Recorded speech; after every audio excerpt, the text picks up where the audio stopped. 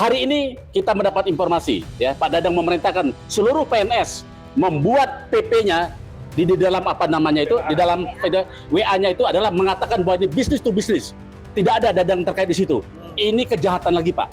Karena dia sudah berbuat salah, karena dia berbuat jahat di seluruhnya, semua ANS, semua kepala dinas untuk membuat kejahatan melindungi dia. Tadi dijelaskan oleh saksi dari BDS bahwa organisasi itu ada, jabatannya itu ada, tapi pejabatnya kosong. Dan itu bisa beroperasi sampai ketipu. Itu salah satu. Artinya rencana itu sudah ada. Yang kedua, gudang tidak punya. Yang ketiga, kantornya bedeng. Itu kata jaksa loh ya.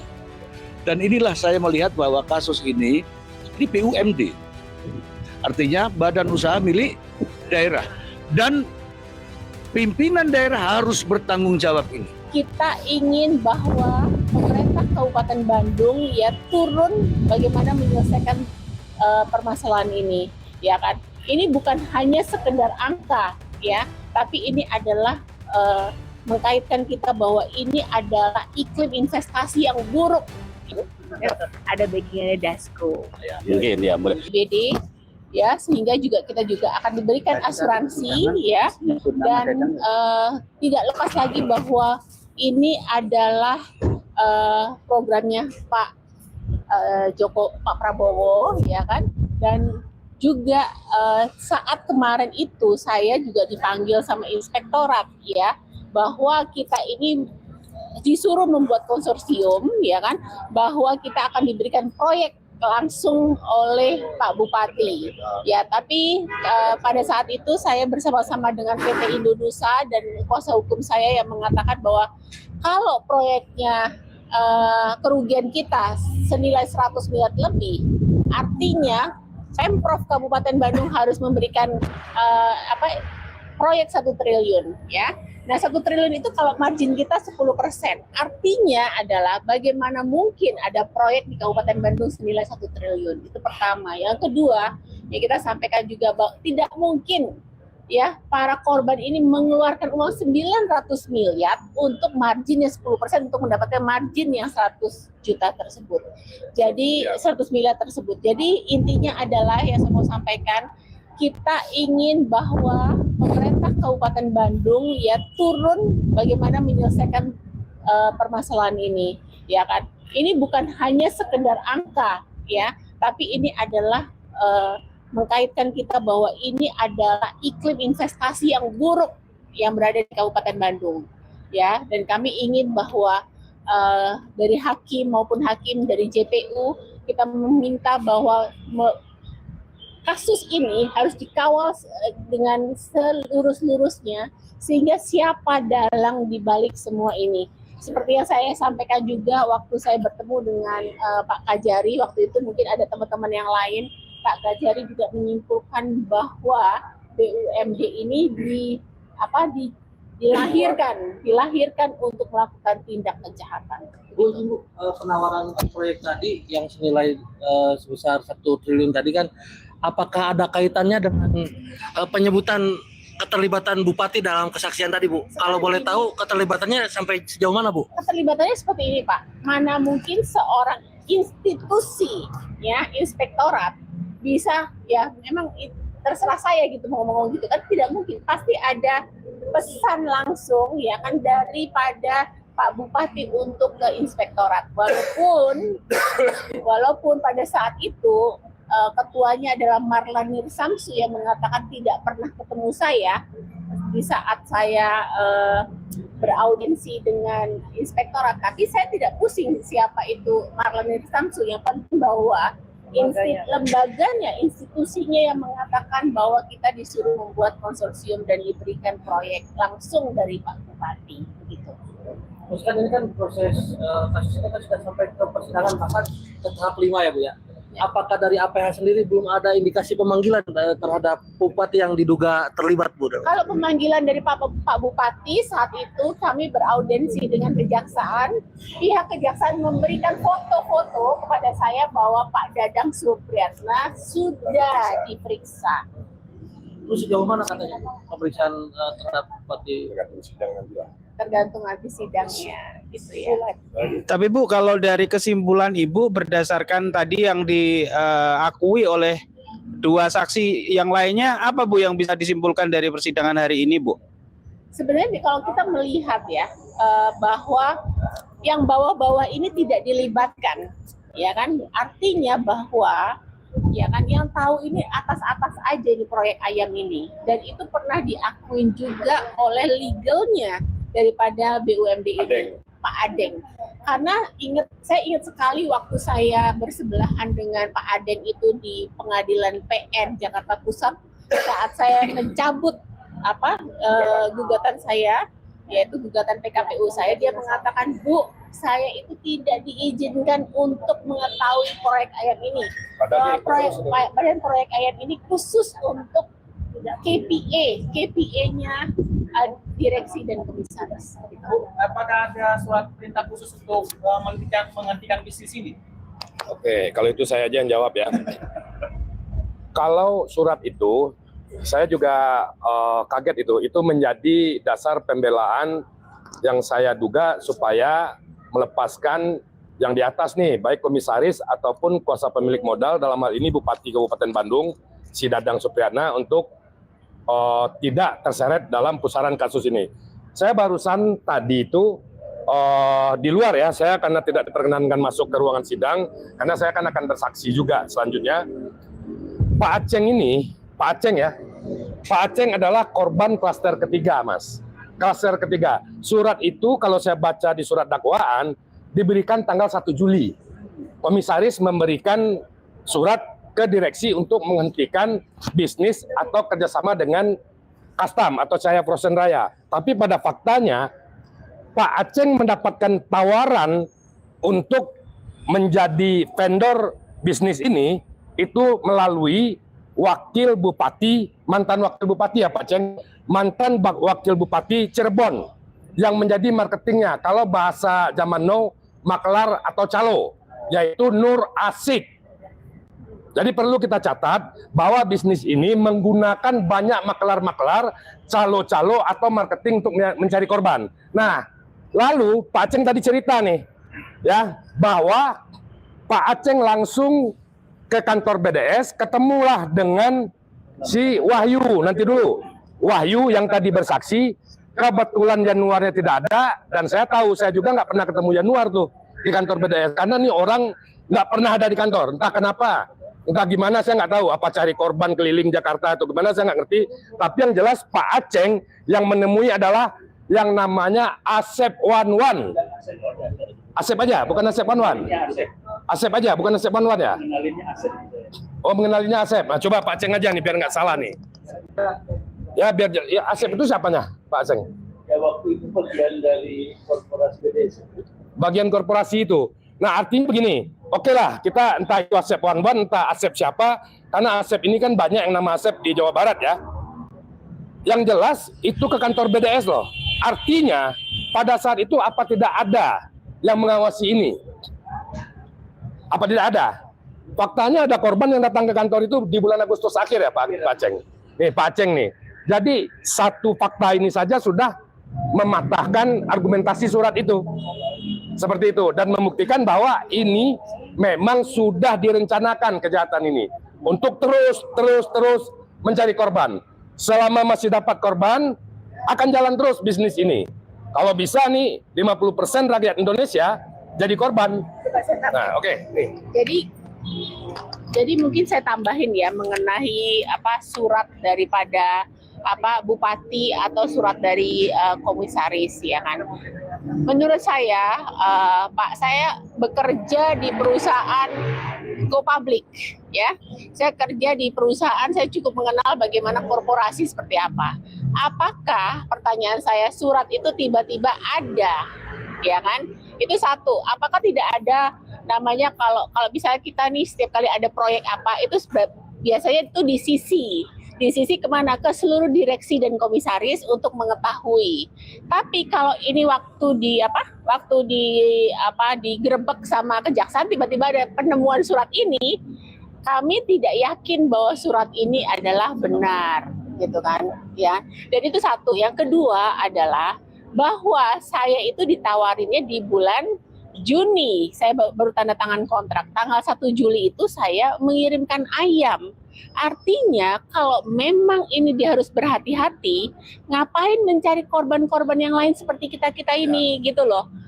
Ya, seperti gitu. Dan mungkin ditambahin sama. Baik, terima kasih. Saya tambahkan sedikit terkait masalah surat. Yes. Surat yang seolah-olah itu mencegah agar kegiatan ini tidak berlanjut, ya.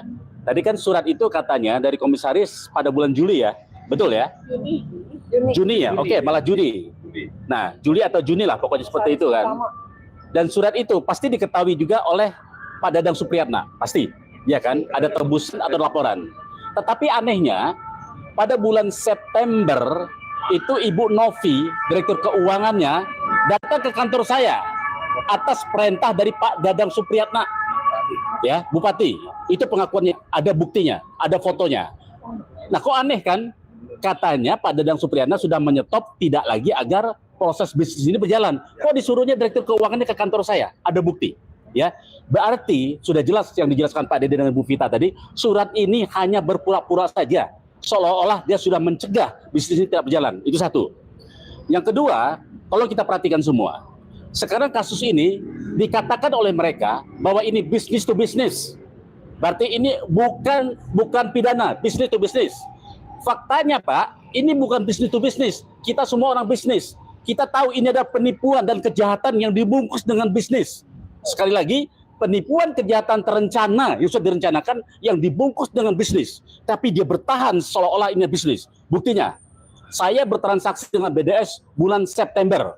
Ketemu dengan Januar, mengatakan ini BDS bagus, pembayaran bagus, kemudian ini program pemerintah. Faktanya, sebelum saya September, bulan Juni, Juli, sudah ada yang tidak dibayar oleh para vendor. Berarti kan bohong. Masa bisnis? Penipuan dong.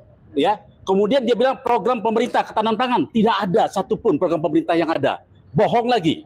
Dan banyak kebohongan-kebohongan. Nah, ini saya minta semua kita masyarakat, ayo kawal kita. Ya, karena sekarang dia berlindung di balik bisnis to bisnis. Biar supaya apa? Supaya si Dadang tidak ketangkap. Supaya Dadang bebas dari ini. Supaya yang dikorbankan hanya 2 orang tadi tuh. Yang dikorbankan hanya Januar dengan Custom. Itu ada triknya dia untuk berlindung, ya. Hati-hati. Kalau begini terus Pak, hancur kita, ya. Hari ini kita mendapat informasi, ya, Pak Dadang memerintahkan seluruh PNS membuat PP-nya di dalam apa namanya itu, di dalam WA-nya itu adalah mengatakan bahwa ini bisnis to bisnis. Tidak ada Dadang terkait di situ. Ini kejahatan lagi Pak. Karena dia sudah berbuat salah, karena dia berbuat jahat di seluruhnya semua ANS, semua kepala dinas untuk membuat kejahatan melindungi dia. Jadi dia mengajak semua masyarakat Kabupaten Bandung masuk neraka karena dia berjahat di seluruhnya masyarakat dan seterusnya untuk berbuat jahat dan berbohong juga. Itu dari saya. Kalau menurut saya, ini yang disampaikan Pak Faisal tadi terkait perintah ke ASN. Ya, ini kami baru dapat informasi memang ya. Dan gambarnya pun ada. Gambarnya sekarang berseliweran itu. Buzzer dan segala macam lah pendukung dia ya. Yang mengatakan bahwa tidak ada keterkaitan dengan Bupati segala macam. Saya melihatnya seperti ini. Kalau memang nih si Dadang tidak terkait, tidak terlibat, atau bersih dari kasus ini, seharusnya tidak perlu bikin opini seperti itu. Dadang, kau berstatement ke media, kau tidak terlibat, kau bawa data dan bukti. Kau ketemu dengan vendor, kau jelaskan ini di depan hukum. Itu Dang, bukan ke media Dang. Kalau kami korban, wajar kami ke media. Kenapa? Kalau tidak ke media, apakah kasus ini akan ditangani dengan baik? Sudah ke media, sudah viral pun 2 tahun ini tidak jelas kan perjalanan kasusnya. Contoh, di Polda Jawa Barat itu, LP saya, LP kita ini ya, sudah 1 tahun lebih. Masih bolak-balik itu. Penyidik, kejaksaan, minta SP2 HP pun. Lain yang kita minta, lain yang mereka berikan. Terakhir nih Pak Faisal, saya suruh Bu Yuan, you minta SP2HP terbaru. Sebab sebelum masuk sidang, kita masih berhak atas SP2HP. Tahu nggak yang dikirim apa? Foto tumpukan berkas. Mau dikirim ke kejaksaan. Kita minta SP2HP, bukan foto. Jadi maksud saya begini loh, jangan samakan posisi si Dadang dengan kami korban ini. Kami begini karena kami merasa ketika hukum tidak berpihak, ya kan, yang kami pakai sekarang ini istilahnya itu Vox Populi, Vox Dei, suara rakyat, suara Tuhan. Dan ini terjadi. Ini terjadi. Nah, kalau si Dadang menggunakan suara rakyat, suara Tuhan, kau lihat aja Dang, komen-komennya gimana Dang. Itu aja. Ya, Pak Faisal. Nih pasti, nih ada, ini guru hukum saya, ini saya baru belajar hukum. Ini. Sini. Terima kasih kawan-kawan, saya mewakili teman-teman, para korban, salah satu korban ya. Melihat dari persidangan tadi, jelas ya teman-teman ya, bahwa ini sudah direncanakan. Direncanakan. Kenapa saya katakan direncanakan? Satu, tadi dijelaskan oleh saksi dari BDS, bahwa organisasi itu ada, jabatannya itu ada, tapi pejabatnya kosong. Dan itu bisa beroperasi sampai ketipu. Itu salah satu. Artinya rencana itu sudah ada. Yang kedua, gudang tidak punya. Yang ketiga, kantornya bedeng. Itu kata jaksa loh ya. Dan inilah saya melihat bahwa kasus ini BUMD. Artinya badan usaha milik daerah. Dan pimpinan daerah harus bertanggung jawab ini. Demikian dari saya. Terima kasih. Pak, sekali lagi Pak. Ini kan bisnisnya adalah bisnis ayam ya. Nah, para korban ini pada saat transaksi itu ayam atau bentuknya adalah transfer dana. Kalau transfer dana itu dikirimnya ke mana ya transferannya itu? Silakan. Jadi kalau saya mau jelaskan gini, kalau ngirimnya harusnya ngirim ayam, betul ya. Jadi kami ini diperkenalkan sama namanya PT Multi Sinergi Prima, ya kan mungkin teman-teman ada yang lain-lain PT-PT-nya. Tadi disebutkan juga sama saksi dari BDS bahwa banyak suppliernya. Jadi kalau saya itu dikirimnya ke Multi Sinergi Prima, uang saya kirim ke Multi Sinergi Prima. Lalu Multi Sinergi Prima harus mengirimkan ayam itu ke lapangan hek yang ditunjuk oleh BDS tersebut, ya. Harusnya berupa ayam, harusnya. Tapi makanya lah ada terindikasi kuat bahwa ayam-ayam itu tidak ada, gitu. Jadi gini, yang dimaksud Bu Pita, PT Multi Sinergi Prima itu adalah perusahaan yang diakui oleh Yanuar kepada kami sebagai RPA besar sejabotabek. Sejabotabek loh ya, sejabotabek. Sehingga ketika kami ini kan dalam jumlah besar, kami bertanya untuk cari barang sebanyak ini, ratusan ton ini kami perlu waktu. Tapi karena ngebet nih, pengen dapat duit, si Yanuar ya akan merekomendasikan PT Multi Sinergi Prima ini sebab secara kualitas dan secara kuantitas bisa memenuhi kebutuhan BDS ini. Nah, ini saya lihat ini yang direkomendasikan Yanuar sebagai RPA terbesar se-Jabodetabek. Ini nih, ini bisa dipoto. Nanti dibolak-balik ya. Bukan bedeng. Tok lapa. Nah, ini gudang yang diakui dia sebagai punyanya dia. Saya udah telusuri, ya hanya dengan kapasitas 150 ton seluruhnya. Dan si Alim yang punya PT Multi Sinergi Prima ini penyewa sebagian kecil dari ini. Kita ulang lagi dari depan videonya ya. Ini karena saya gabung. Nah ini yang RPA terbesar. Ini lapak ayam potong di Pasar Raja Wali, Jakarta Utara. Sampai sekarang masih berdiri. Itu. Terima kasih. Saya mau bicara. Baik, mungkin terakhir ya ini ya. Jadi teman-teman, minggu kemarin kami datang setelah sidang, kami datang ke kediaman Pak Bupati. Ingin bersilaturahmi baik-baik ketemu dengan beliau, ya, karena selama kejadian beliau tidak pernah menemuin kami. Kami yang datang bertamu baik-baik, ya. Tidak ada di rumah, katanya di kantor, kami datang ke kantor. Sekali lagi dengan niat baik. Bayangin, kami korban yang sudah rugi sekian banyak, ya. Kemudian kami berkirim surat beberapa kali untuk audiensi tidak dijawab, hanya kami datang, Pak. Kami korban tetap datang dengan niat baik-baik. Kemudian Bupati katanya tidak ada, Sekda katanya tidak ada. Oke, kami terima. Kami hanya ditemuin salah satu kabak dan lain sebagainya itu. Dan kami janji minggu depan kami akan kembali lagi hari ini tanggal 28 ya hari ini. Kami janji ketemu. Ternyata pagi tadi atau dari tadi malam saya sudah dapat telepon dari Pak Yayan namanya mengatakan mohon maaf Bupati tidak bisa menerima. Bayangkan, tidak bisa menerima akan diterima oleh pejabat yang lain. Pertanyaan kita semua, kok nggak berani gitu loh? Atau dia menganggap masalah sepele, mungkin bagi dia kecil katanya. Atau dia takut kali ya, takut karena merasa bersalah tidak menemui kita. Banci dia Pak. Banci katanya. Padahal Pak Dadang ini kamu lihat di medsos, sebentar-sebentar tampil, ada masalah sedikit tampil ya di medsos, ya pencitraan. Tetapi masalah yang sebesar ini yang terjadi di daerahnya dia, yang sudah 2 tahun tidak mau dia datang untuk menemui kami baik-baik. Coba jawab sendiri. Ya, apa itu namanya? Badan usahanya dia lagi. Oh, badan usahanya dia lagi. Dia sebagai kuasa pemegang modal lagi segala macam. Ya. Usaha milik Dadang. Betul saudara ya. Jadi kami disuruh datang ke sana hari ini untuk nemui pejabat lain. No, ya. Kami juga punya harga diri. Kami anggap Dadang sudah pasang badan dia untuk meneruskan Karena ada dapat backingannya Dasko. Gimana Bu? Gimana Bu? Ya, ada backingannya Dasko. Ya, mungkin ya. Saya yakin gini Pak. Sekarang dia berusaha untuk merapat ke pejabat A, pejabat B, pejabat C. Untuk nakut-nakuti Ya, mohon maaf ya Pak. Mohon maaf ya Pak Dadang. Mohon maaf ya. Kita juga tidak bodoh. Pejabat sebesar apapun juga, sekecil apapun juga tidak akan mau, ya. Tidak akan mau melindungi penjahat, ya. Pejabat apa? Mungkin dia tidak tahu, mungkin hanya ada acara ya. Tapi begitu dia tahu di penjahat pasti ditendang. Ya. Ngapain tiba-tiba di foto Dasko sama dia? Ya, itu nakut-nakutin. Selesai. Terima kasih teman-teman semuanya. Ya. Satu lagi.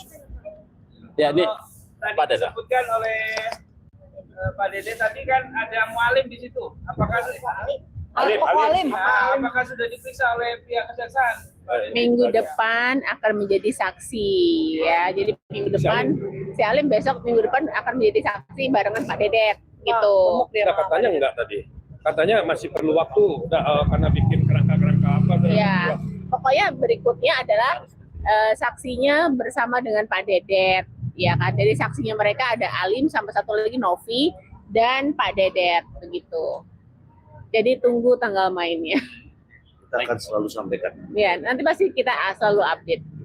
Bu, saya terakhir yang agak mungkin mohon maaf ya. Ya. Kalaupun memang menang sidang, ya bapak semua gitu. Adakah kemungkinan dana itu balik?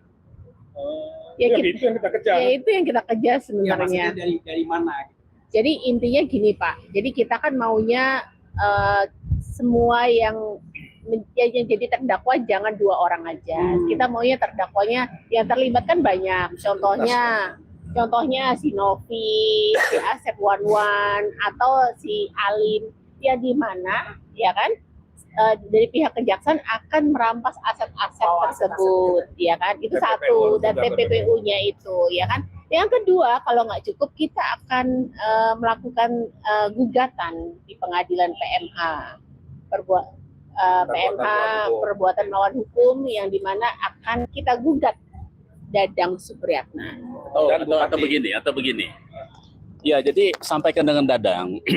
Kan dia kan sudah menang jadi bupati. Iya kan? Mau diakui tidak diakui, dia jadi bupati itu ya pakai uang kita dong. Ayo kita buktikan sama-sama. Kalau manusia, ya kembaliin dong, kembalikan uang kita. Udah nggak apa-apa. Kalau manusia. Nah, terus ya silakan jawab sendiri masyarakat Kabupaten Bandung. Pimpinannya manusia bukan? Sudah kita tolong pakai uang kita, kemudian ikut pilkada dan menang, Pak. Sekarang kita mau ditinggal tanpa dibayar, menghindar. Manusia bukan? Dadang Supriyatna. Ya, selesai. Cukup, terima kasih teman-teman. Ibu Vita di tahun 2024, Ibu selaku apa Ibu? Saya selaku Presiden Direktur PT Triboga Pangandaran. Triboga Pangandaran. Ibu, kantor Ibu berkedudukan di mana Bu? Di Bekasi ya. Nah, sehubungan dengan PT BDS yang berada di Kabupaten Bandung ya. Gimana Bu awalnya sehingga Ibu bisa ada melakukan ada PO kepada Ibu? Awalnya ceritanya gimana Bu? Boleh saya ceritakan pada awal pada tahun 2018 saya diperkenalkan oleh Bapak Duyanto, yang mana saat itu dia menjabat Kepala Biro Kepresidenan Sekap, ya. Dan dia membawa Yanuar Budi Norman ini untuk bertemu dengan saya. Nah, kebetulan Yanuar Budi Norman ini adalah Direktur Utama Rekayasa Industri. Ya. Pada awal 2024, ya, Saudara Duyanto ini, Sekap, Kepala Biro, mempertemukan saya kembali dengan Yanuar Budi Norman. Ya. Dalam pertemuan tersebut, Saudara Budi Norman menyampaikan kepada saya bahwa ketemu di Jakarta Selatan, Pak, salah satu kafe, ya, di Kopang Village.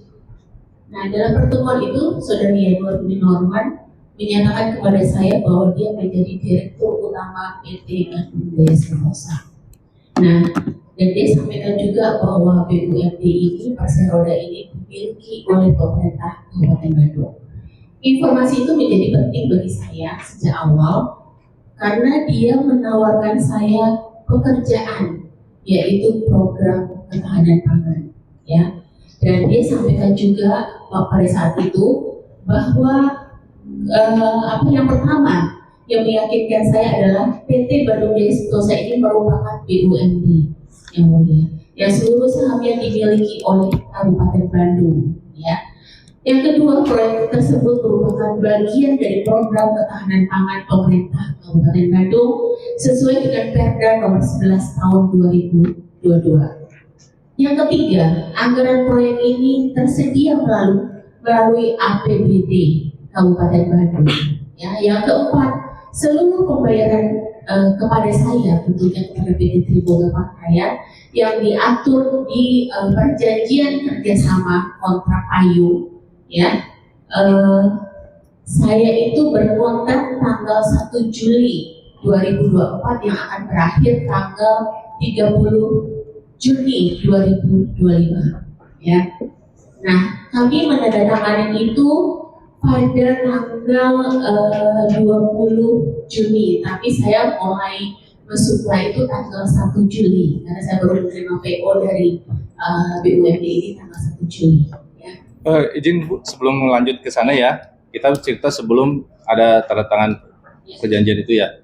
Nah, waktu Pak Yanuar ketemu Ibu, ada dia didampingi direksi atau perangkat PT BDS yang lain?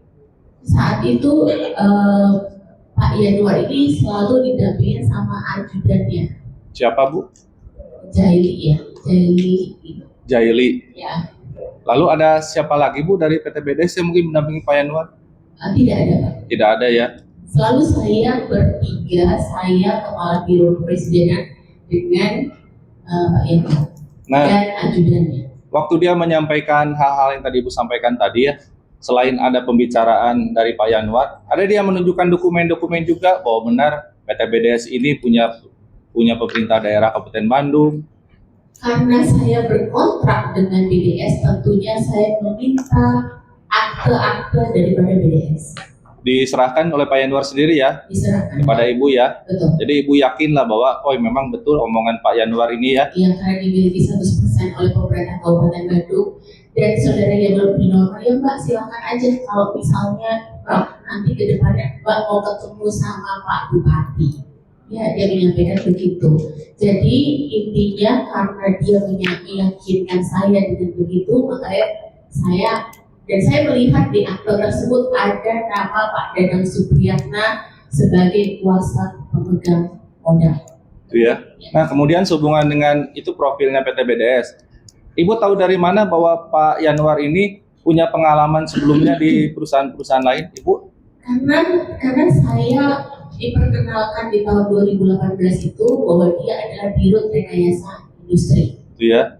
Jadi ada pengalaman Pak Yanuar inilah selaku direksi ya di perusahaan lain ya. Nah, kemudian kalau Ibu tahu nggak pendidikannya beliau? Latar belakang pendidikan? Udah doktor ya. Ibu tahu dari mana? Apa dia bilang langsung atau Ibu melihat di mana begitu? Sudah tertulis di situ Pak di kontraknya. Di kontraknya ya. Dan bla bla bla. Itu ya. Nah, kemudian waktu dia menyampaikan ada kebutuhan ayam itu ya, Kalau menurut Pak Yanuar, ayam itu mau dikemanakan sih yang nanti ibu kirimkan? Kalau kita melihat sebelum saya berkontrak, saya itu trial ayam ini. Pak Hakim, saya itu trial dulu apakah orang ini bayar atau tidak. Jadi saya trial. Enggak Bu, izin Bu. Pak Yanuar ada bilang nggak, oh ini ayam yang nanti dari ibu ini akan saya kirimkan kepada Cahaya Frozen Raya gitu. Ada disebut nggak? Tidak disebut, tapi saya menanyakan itu setelah orang saya lihat bahwa itu di lapangan. Saya menanyakan langsung ke Bapak Yanuar Budinor, kenapa tidak dikirim ke Bandung, tapi kenapa dikirim ke Kramat Jati di lapangan seperti itu. Tapi jawabannya Pak Yanuar bahwa BDS ini tidak punya cold storage, BDS ini tidak punya pabrik, dan ayam-ayam tersebut akan dikirimkan ke pabrik yang sangat besar yaitu Cahaya Frozen Raya untuk diolah menjadi sosis, nugget, dan bahan turunan. Itu ya. Ya, dan itu setelah barang itu jadi akan dikirim ke Kabupaten Bandung untuk UMKM di Kabupaten Bandung, dan itu pun tertera di websitenya BUMD ini. Jadi Pak Yanuar menyampaikan sendiri bahwa PT BDS ini nggak punya sarana prasarana lah ya untuk si ayam itu ya. Tapi kalau nyebut langsung bahwa ayam ini akan dikirimkan ke PT Cahaya Frozen Raya, belum ya waktu itu ya? Belum. Waktu awal-awal ya. Ya. Nah, Pak Yanuar tidak menyebutkan bahwa ayam akan dikirimkan ke PT Cahaya Frozen Raya, tapi dibilang katanya nanti ayam yang ibu kirimkan akan diolah menjadi makanan-makanan tadi ya. Betul. Ibu tanya nggak, pernah nanya ke Pak Yanuar, atau Pak Yanuar menyampaikan bahwa nanti perusahaan yang menjadi sasaran ayam-ayam ibu ini adalah perusahaan yang istilahnya sudah terprofilkan lah dengan baik oleh PT BDS bahwa memang perusahaannya bagus. Jadi kalau menurut saya begini Pak, karena kontrak saya itu langsung kepada BUMD ini, yang mana diatur di kontrak saya bahwa saya mengirimkan ayam ini yang ditujukan tempatnya itu di lapangan Hex Kramat Jati ya. Dan di BAS itu jelas di kontrak saya pun disebutkan bahwa pembayaran adalah 30 hari kalender setelah BAST. Jadi Pak Yanuar nggak ada menyebutkan lah ya perusahaan ayam-ayam ibu itu nanti ditujukan ke perusahaan apa yang memang sudah diyakinkan ada pabriknya atau apa Ibu? Dia nggak bilang itu ya? Dia bilang bahwa ini akan diolah dimasukkan pabrik besar untuk menjadi bahan olahan yaitu sosis, nugget, dan bakso.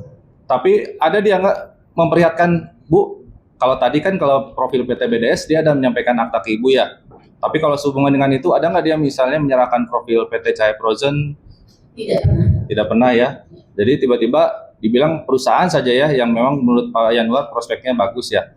Nah, kemudian waktu melakukan pengiriman pertama kapan Bu? Itu di bulan Juni Pak, sebelum saya kontrak, dan itu dibayar ya. Oleh karena itu Yanuar Budinor itu nge-approach perusahaan saya untuk kontrak 200 ton per minggu, dan saat itu saya sampaikan bahwa saya mau trial dulu 80 ton per minggu. Akhirnya saya bertandatangan PKS di tanggal 20, tapi mulai tanggal 1 Juli pihak BDS mengirimkan PO yang pertama, dan oleh karena itu saya mengirimkan ayam tersebut. Ya. Itu ya. Jadi pertama itu di sini ada sebagaimana dalam BAP Ibu ya. Ada banyak nih berapa kali PO. Jadi menyambung tadi mengenai omongan Pak Yanuar ke Ibu, memang izin saya tegaskan juga. Jadi profil perusahaan Cahaya Frozen nggak pernah disampaikan. Kalau profilnya Pak Kastam pernah disampaikan nggak ke Ibu? Jadi gini, sebenarnya saya itu mengenal Kastam bukan gara-gara ayam ini. Jadi Kastam itu menawarkan kerbau ke partner saya, ya. Jadi kami bertemu sama Yanuar dan Kastam yang ada di Grand Melia Hotel, dan kebetulan perusahaan partner saya, ya, dan saya itu mengirimkan kerbau ini, ya. Jadi saya mengenal Kastam itu bukan urusan BDS, tapi masalah daging kerbau. Dan yang saya tahu tentang custom ini, bahwa custom ini adalah sultannya dari Kuningan, yang dimana dia punya pabrik besar, ya, gudang yang besar, naik haji terus, ya kan, kalau naik haji itu diundang sama Raja Arab, jadi bisa modern-modern. Itulah yang profil yang diberikan Yanuar dan Kastam kepada saya. Itu ya. Tapi sehubungan dia, mohon maaf, ini bukannya kami menyinggung penasihat hukum, profil bahwa dia sudah pernah dihukum sebanyak 2 kali atau 3 kali perkara penipuan, pernah disampaikan ke Ibu nggak? Itu saya yang mencari sendiri profilnya Kastam ini, dan saya sampaikan ini kepada Yanuar untuk berhati-hati. Itu ya. Ya, Jadi Ibu tahu sendiri ya. tahu sendiri. Tapi Pak Yanuar nggak pernah menyampaikan Dan ya. dia bilang nggak ada. Itu ya. Jadi Ibu tahu sendiri mengenai profil Pak Kastam dan saya Project. Nah, selanjutnya kalau Ibu bisa ingat di catatan Ibu, berapa kali sih Ibu total mengirimkan ayam ke PT BDS yang langsung? Terbayar atau belum yang terbayar? Totalnya Bu? Totalnya ada 23 ya pengiriman. 23. Pengiriman. Berapa total rupiahnya Bu? Totalnya 23 miliar. 23 miliar. Yang belum dibayar Bu? Yang itu 28 miliar Pak, yang belum terbayar 23 miliar. 23 miliar. Ya. Nah, sehubungan dengan transaksi itu ya Bu ya. Kan Ibu sempat dikasih akte. Tadi yang udah dibayar dari total berapa tadi? 28. 28 Pak. Yang sudah dibayar? Sisa 23 miliar. 22.900 sekian Pak. Angkanya saya tidak ingat. Yang sudah dibayar Izin melanjutkan yang mulia. Nah, sehubungan dengan transaksi Ibu ya, total 28 miliar itu ya. Malah kemudian ada yang belum 23. Ibu kan dikasih aktenya sama Pak Yanuar ya, akte PT BDS ya. Ibu kan bisa baca di situ, lihat di akte itu, modal di setor PT BDS itu cuma 3 miliar. Tapi transaksi sampai 28 miliar, hanya ke Ibu ya, belum ke yang lain. Apa penjelasan Pak Yanuar? Modal kok kecil tapi berani transaksi banyak-banyak? Yang disampaikan kepada saya bahwa ini sudah dianggarkan di APBD, jadi aman, ya. Dan sekali lagi saya sampaikan bahwa di kontrak saya, nanti boleh dibaca kontrak saya, bahwa ada jaminan pembayaran untuk institusi keuangan yang lain atau asuransi ASEI yang disetujui oleh pihak kedua, yaitu saya. Dan harusnya PT BUMD ini memberikan asuransi sesuai dengan jumlah tagihan, tapi ternyata tidak ada. Dan dinyatakan kemarin ada 7 miliar yang di saat perjanjian perdamaian sama saya, ada 7 miliar yang diberikan kepada saya, tapi sampai saat hari ini pun asuransi itu cair atau tidak pernah membayar saya. Itu ya. Jadi omongan Pak Yanuar itu sehingga Ibu yakin walaupun modalnya cuma 3 miliar, dia bisa tangani transaksi Ibu lah 28 miliar ya, karena perkataan itu ya. Nah, sehubungan dengan pengiriman ayam ke PT BDS ya, yang nanti kan ditujukan di Keramat Raya itu, Ibu lihat di lapangan Hek di Keramat Jati itu, apa sih kantornya model gimana Bu? Saya sebenarnya awal kali pertama bukan di situ Pak, tapi ada di Mall Keramat Jati situ ya. Tapi kalau saya melihat kantor di mana di Keramat Jati Hek itu memang hanya Bedeng ya? Ya, dengan alasan kenapa itu, jadi itu sistemnya begini, kita mengirimkan ayam itu ke lapangan Hek. Setelah itu kendaraan custom itu akan mengambil kendaraan dari kita Pak. Jadi mantap ke mantap kendaraannya. Jadi akan dipindahkan kepada kendaraannya si custom ini. Tapi Pak Hakim, saya ini sebelum saya menceritakan kronologi ini, saya mau izin, saya ini perusahaan sembako, ya, yang dimana sembako saya itu saya supply ke restoran. Jadi saya tahu namanya RPA, rumah potong ayam.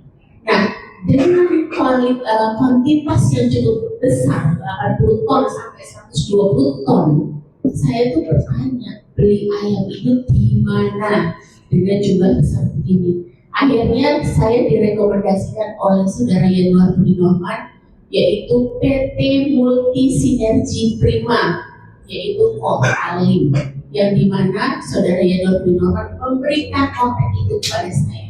Lalu saya berkontak dengan dia dan dia mengakui bahwa dia ada penunjukan dari perusahaan BUMD ini untuk mensuplai ayam. Karena yang disampaikan oleh Yanuar Budi Norman bahwa kualitas ayamnya itu sudah sesuai. Ya. Setelah itu harga yang tertulis adalah harga di mana ayam-ayam itu dari PT Multi Sinergi Prima akan dikirimkan ke Kertajati. Dan nanti mobilnya si Kasam itu akan mengambil ayam tersebut. Pertanyaan saya sangat singkat. Artinya BAST itu ayam ini dikirim dari Multi Sinergi Prima dan diangkut oleh Kasam, yang dimana Kasam itu mengirimkan ayam-ayam itu ke pabrik-pabrik bakso, yang salah satunya itu pabrik warisan, SIP dan lain-lain. Di BAST itu ada BAST antara saya dengan BDS, saya dengan Multi Sinergi Prima, dan BDS dengan Kasam. Ini yang menarik Pak, mana mungkin BAST ini dengan plat nomor yang sama, harusnya berbeda dengan plat nomornya, karena ini ayam ini dialihkan ke kendaraan yang lain.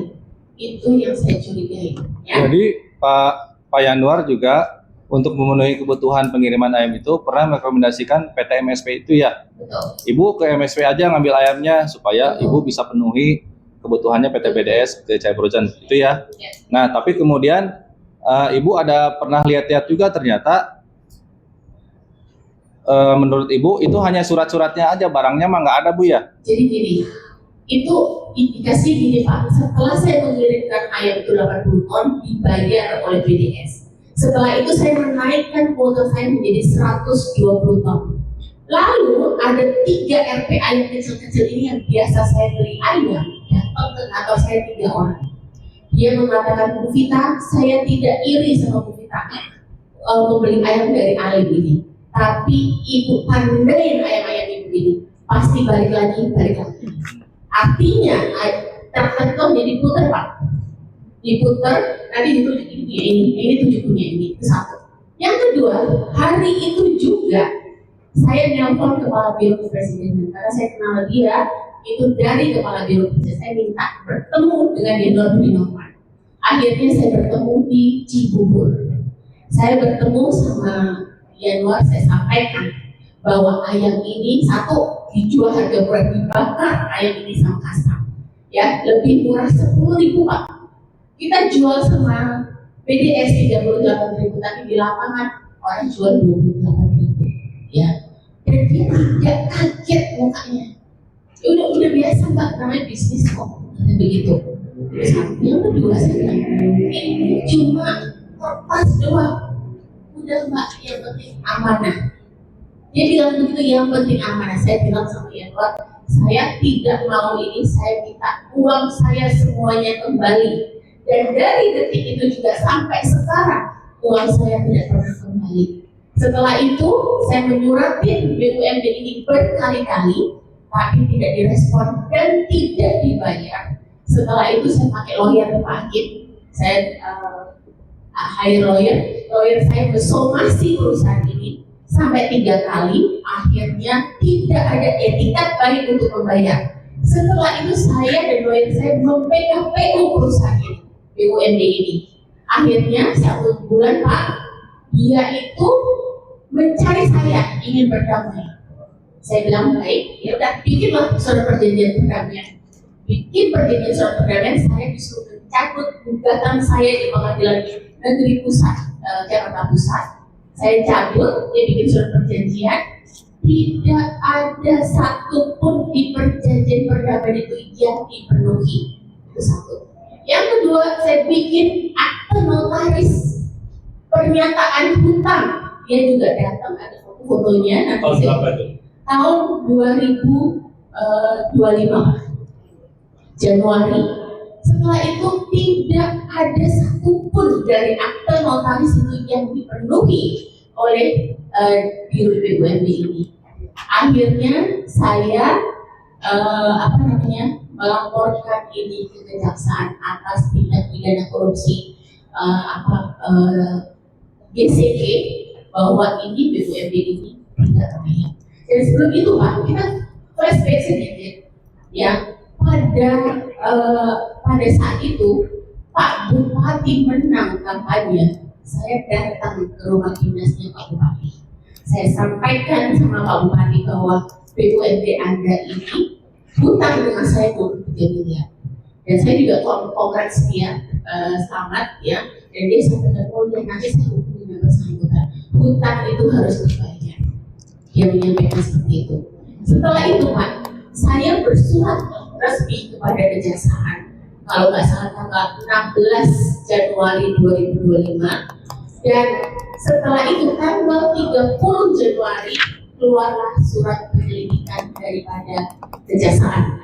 Nah setelah itu Pak, kami dipanggil oleh Inspektorat Kabupaten Bandung. Nah setelah dipanggil sama Inspektorat, ternyata yang dipanggil adalah seluruh korban 19 vendor ini. Dan waktu itu saya satu ruangan dengan Indonesia, ya, satu ruangan dan ada juga kuasa hukum saya, dan kami di suratnya itu adalah pencocokan hutang piutang ya terkait BDS ini. Oke, setelah kami cocokkan, dari inspektorat itu yang menyampaikan kepada saya langsung bahwa saya disuruh untuk membuat konsorsium dari 19 vendor ini supaya mendapatkan pekerjaan langsung dari pemerintah Kabupaten Bandung, yaitu dari Pak Bupati. Dan itu dia sampaikan sangat clear and loud. Lalu saya sampaikan juga kepada inspektorat, bagaimana Anda bisa memberikan saya proyek, ya? Kalau kerugian kami 105 miliar Pak, berarti pemerintah Kabupaten Bandung harus memberikan kami proyek 1 triliun. Apakah pertanyaan saya tanya, apakah ada proyek 1 triliun di Kabupaten Bandung? Dan itu saya juga bertanya, kalau ada proyek 1 triliun, saya akan diperiksa oleh kejaksaan, saya akan diperiksa oleh BPK, dan itu tidak masuk akal saya. Karena apa? Saya harus mengeluarkan 90% untuk mendapatkan 10% tersebut, gitu. Jadi sudah banyaklah upaya yang Ibu lakukan ya, dari mulai sebelum perjanjian diyakinkan, setelahnya juga sudah banyak yang Ibu lakukan. Tapi terhadap custom Ibu ya, Ibu tentunya dapat informasi bahwa ayam itu kan dikirim ke custom. Ibu menelusuri Pak Custom dan perusahaannya juga nggak? Betul. Ibu ketemu nggak kantor dia di mana? Kantornya di pinggirnya situ Pak. Tapi ini Pak Majelis Hakim, saya mau menjelaskan begini. Waktu kecurigaan saya makin curiga, saya itu di BASP itu ada plat nomor Pak. Ayam yang untuk mengirim ayam ke head ini pakai truk termo yang ada pendinginan supaya ayam ini tidak cair, ya. Akan tetapi saya punya teman di Korlantas. Ini pun data ini pun yang saya sampaikan kepada kejaksaan, bahwa saya menemukan di BAS itu saya temukan plat nomor ini adalah Beko, ya. Apakah Beko bisa mengirimkan ayam dari Multi Sinergi Prima ke lapangan head? Saya temukan juga eskavator, saya temukan juga Pajero, dan lain sebagainya, dan banyak lagi data kendaraan tidak ditemukan. Oleh karena itu data-data itulah yang saya sampaikan kepada kejaksaan. Bukan hanya itu Pak, banyak nomor-nomor itu mencatut nama PT MGM. PT MGM ini adalah perusahaan dari Saritoga, perusahaan logistik terbesar.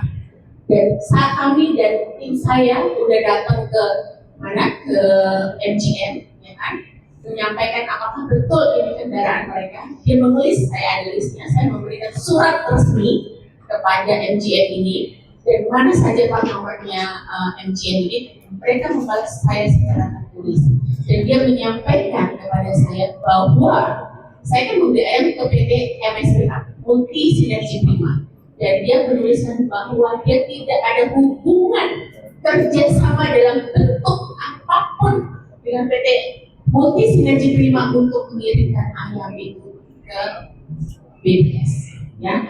Dan tidak hanya itu, mereka pun mencatut tonasi, Pak.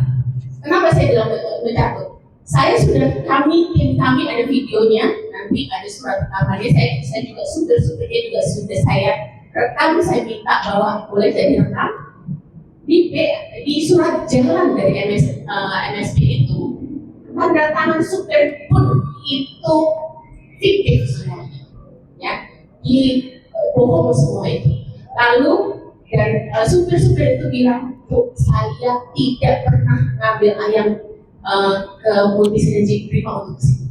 Tugas saya cuma ngambil ayam. Jadi ngambil ayam itu untuk dijual murah itu, Pak. Jual ayamnya di lapangan hackathon. Dan tidak hanya itu, tonasenya juga dikorupsi sama mereka. Jadi seakan-akan kita ini bayar uangnya jadi besar, Pak. Oh, tonasinya bukan kendaraan truk itu cuma bisa maksimum 6 ton. Tapi mereka yang nulisnya 8,8 ton, 9 ton, 10 ton.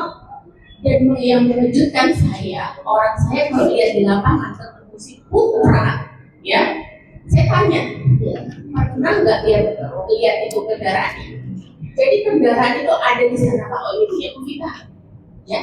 Tapi nanti sama ini punyanya ini, dan itu terulang terus. Akhirnya saya tanya sama supirnya, kendaraannya itu di mana aja? Oh, udah dibongkar tengah malam, udah dibongkar subuh. Tapi kalau saya interview supir-supir itu, Pak, dia bilang tidak pernah bongkar subuh, tidak pernah bongkar tengah malam. Jam 7 malam itu udah selesai, lapangan itu udah sepi, dan mulai itu jam 7 pagi tidak ada bongkar ayam itu subuh, nggak ada. Jadi ini mensayanya jelas bahwa saya juga gini, Pak, maaf, saya tuh bertemu dengan Pak Ajari, ya, Pak Ajari Kabupaten Bandung waktu itu, Pak Doni. Saya menyampaikan di saya, Pak Doni juga udah mengatakan, Pak Ajari bilang bahwa BUMD ini dibuat untuk melakukan tindak kejahatan. Gitu ya.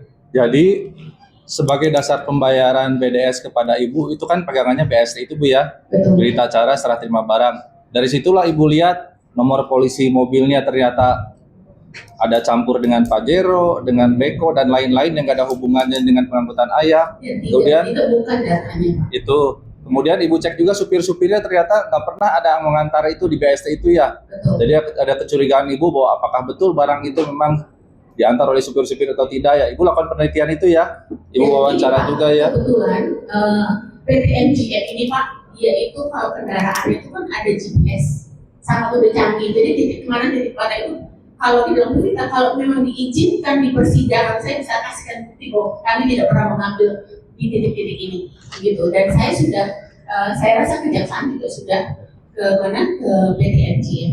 Jadi kendaraan-kendaraan yang dalam BST itu nggak ada hubungannya dengan MSP, apalagi nggak ada hubungannya dengan Cahaya Purworejo Raya, Bu, ya. Gitu, ya. Dilanjutkan dengan kami. Bu Rita, ya, pada saat Ibu selaku saksi menandatangani surat perjanjian kerjasama dengan BDS, Bu, ya, mungkin Ibu bisa ceritakan isi dari perjanjian kerjasama itu seperti apa, Bu? Jadi isi kerjasama itu bahwa kami, ya, mensuplai ayam BLD ini, yang dimana bahwa kita itu dikasih profit untungnya itu 5.000, minimum 5.000, Pak, ya. Yang dimana itu 5.000 ini kalau misalnya saya itu dapat PO 80 ton per minggu, saya tuh harus ngirim lebih daripada 80 ton. Kalau kurang dari 80 ton, itu saya dikenain denda 5%, begitu, ya. Jadi memang ini adalah programnya panjang, tapi kalau pihak BDS ini tidak membayar saya, itu denda Pak. Tapi ini udah 2 tahun, tidak jelas ini, gitu ya. Gitu ya. Oke. Nah terus diatur juga nggak mengenai sistem pembayarannya seperti apa? Sistem pembayarannya jelas ditransfer, ya kan? Di situ di perjanjian kontrak payung saya jelas sekali dibayar 30 hari kalender setelah BAST. Oke. 30 hari kalender setelah BASD. Ibu nggak menanyakan kenapa dibuat pembayarannya dengan TOP 30 hari itu seperti apa? Jadi gini, waktu Januari Budi Norman ini mengatakan bahwa kenapa 30 hari kalender ini, karena dia harus mengatur cash flow. Tapi saya kan gini Pak, kalau contohnya, kalau Anda membeli ayam sama kita, ya kan, harusnya kan sistemnya cash Pak, ya, cash, nggak ada tuh ayam tuh utang, ya. Nah, karena ini untungnya bisa 5.000, makanya bisa ada TOP selama 30 hari. Yang dimana kalau kita beli cash-cashan itu maksimum untung kita paling 1.000 sampai 2.000. Makanya kita menghitung, oh ya bunga bank 1% Pak. Ya, kalau misalnya ini untungnya dari harga 40.000, kita untung 5.000, ya kan? Artinya saya bisa meng-cover bunga bank saya. Jadi masih oke untuk mengurangi BDS. Tapi kalau BDS ini bagaimana dia mengatur saya 30 hari, vendor yang lain 40 hari, 45 hari, saya tidak tahu, itu kan internal daripada BUMD tersebut. Oke. Tadi TOP-nya sampai 30 hari ya. Nah, Ibu waktu itu BASC pertama ngirim di bulan 1 Juli. 1 Juli ya. 1 Juli. Terus terakhir Ibu kirim yang terakhir di bulan apa? Bulan 12 September, karena didatangi 3 orang itu bahwa ini adalah ayam fiktif, makanya saya stop untuk mengirimkan ayam-ayam tersebut. Di 30 September. 12 September. 12 September Ibu udah stop aja ya. Sudah stop. Itu nilai ayam yang sudah terlanjur dikirim itu berapa nilainya? Itu Pak, sampai sekarang 23 miliar. Dari 12 September itu ada tagihan 20 berapa? Jadi saya jelaskan, baru 1 bulan dibayar lunas. Bulan kedua saya suruh naikkan kuota jadi 200 ton, tapi saya cuma naikin 120 ton. Oleh karena itu tagihan yang 23 miliar itu berdasarkan 120 ton per minggu. Ya, tagihan yang 23 itu yang terakhir yang belum dibayar BDS ya. Betul. Menurut Ibu kan tadi karena Ibu mau TOP itu 30 hari karena keuntungan yang dijanjikan adalah 5.000 ya. Mungkin kalau di penjualan ayam konvensional untungnya paling sekitar 1.000 atau 1.500 gitu ya. Oke. Ibu nggak tanyakan artinya apakah keuntungan yang Ibu peroleh yang ditawarkan itu memang reasonable dengan kondisi di mana Ibu harus mengirimkan ayam boneless dada itu sekitar 80 ton per minggu. Apa Ibu nggak tanyakan? Apakah nggak dijabarkan tentang kajiannya, resiko bisnisnya seperti apa, kebutuhannya seperti apa? Jadi gini Pak, kalau risiko bisnis tentunya bukan area saya. Tapi kalau kenapa dia membutuhkan banyak ayam? Jadi kalau mungkin ada Pak Deden di sini, ada dari Indofarm itu ya, kami itu ditimpok. Oh, kita ini kebutuhannya 1.000 ton, ya. Ini Cahaya Fruit Indofarm mau ambil semua kuotanya, jadi kami ini ditimpok supaya berlomba-lomba untuk mengirimkan kalau nggak kuotanya mau dikasih ini, kuota jadi ini. Jadi pada saat itu memang perbankan saya itu tidak bisa langsung ngasih perbankan segitu banyak. Jadi perbankannya itu mencoba dulu. Tapi baru 1 bulan dapat perbankan langsung duit itu hilang. Begitu. Nah, ini kan dari bulan Januari sampai 12 September itu kan Bu, ini terasa mulai macetnya, pembayarannya mulai macet di bulan berapa? Dan di bulan September itu Pak, waktu saya melihat gelagat ini, saya sudah bersurat kepada BUMD ini. Mungkin ada surat-surat saya, somasi-somasi saya yang sudah ada, termasuk PKPU saya. Jadi memang sudah saya suratin terus itu Pak. Gitu. Jadi saya minta uang saya dikembalikan. Jadi itu berjalan ya, kerugian itu memang sampai tanggal 12 September 2024 itu memang itu akumulasi dari awal Bu ya? Dari enggak Pak, jadi saya kalau Juli itu kan sampai Agustus ya. Agustus itu kan udah dibayar 80 ton. Nah, yang Agustus itu kita mengirimkan 120 ton, jadi beda.